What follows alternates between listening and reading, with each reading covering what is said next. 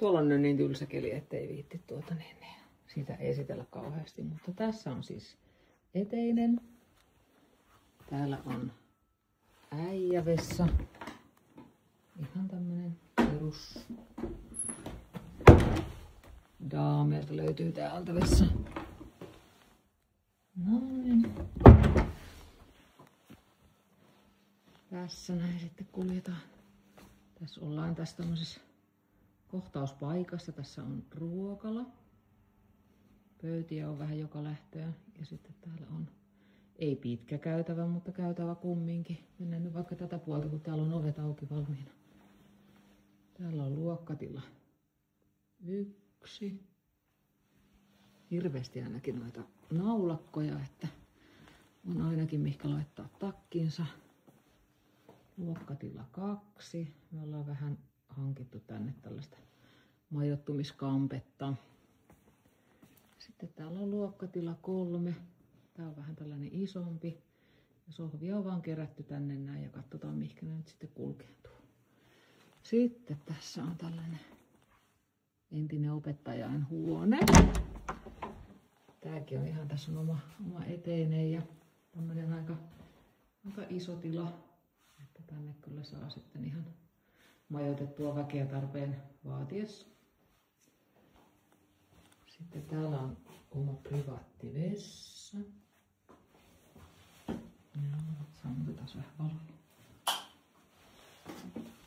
Näin. Sitten tuossa on meidän komero, ei siitä sen enempää. Siivousvälineet löytyy omasta pienestä kömmelistä. Henkilökuntaahan täällä nyt ei varsinaisesti enää ole, mutta se mitä täältä löytyy, niihin kaappeja ja sitten pesukone. Jaha, ohjelma on juurikin loppunut. Täälläkin on tämmönen oma pieni hyysikkä. Ja mitäs täältä löytyy? No, kato, jos joku haluaa olla oman elämänsä enkeli, niin se onnistuu. Täältä löytyy varusteet siihen. Sitten jatketaan käytävän toista reunaa. Täällä on flikkojen vessa. Ihan perussetti. On muuten esteetön vessa, talon ainoa esteetön. Sitten poikasten fyysikkä. Ihan peruskamaa. Näin. Sitten löytyy köykki. Ihan tämmönen. Täällä on astianpesukone ja vähän tiskaamattomia astioita, mikrot ja kahvinkeitin termolit.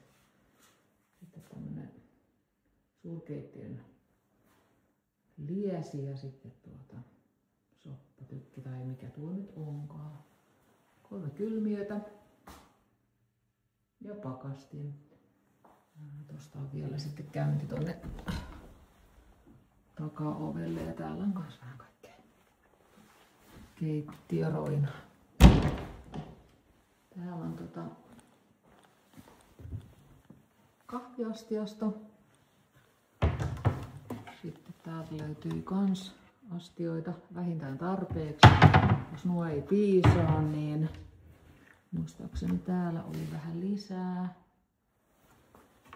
Sitten täällä on vähän kaikkia tämmöisiä tarvikkeita. Ja jos nuo ei piisaa, niin sitten käydään purkaamassa, mitä täällä on. Täällä on vielä vähän vaikka miten. Että luulisi, että noilla pärjää ilman pikissakki. Joo. Siinä tosiaan paikkoja, missä syödä. Täällä on, no, tää ei ole ihan normaali pukuhuonekampetta, mutta täällä on tuoja,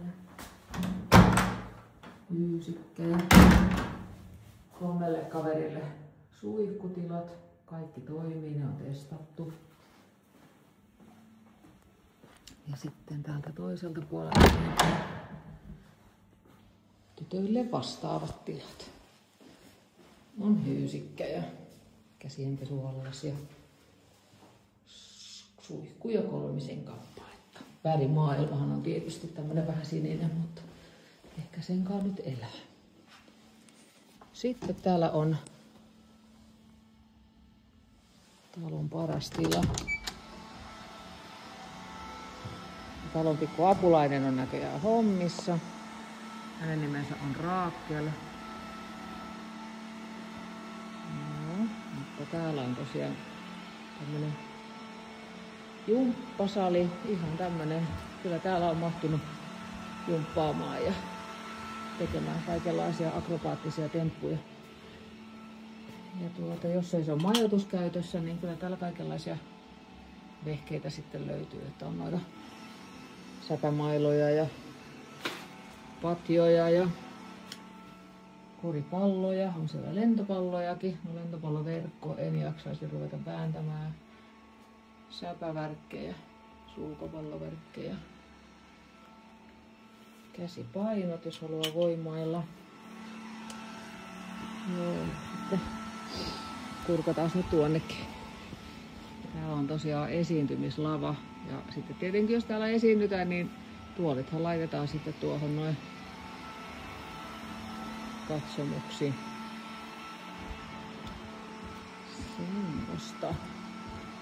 Semmoiset tilat meillä täällä nyt sitten on. Ja toivotaan tietysti niille kovaa käyttöä, että jos on juhlaa tai edes ajatusta juhlalle ja aihetta juhlalle, niin suosittelen kyllä lämpimästi. Ja uskallan sanoa, että ne, jotka on juhlia täällä järjestänyt, niin kyllä nekin varmaan uskaltaavat suositella. Ja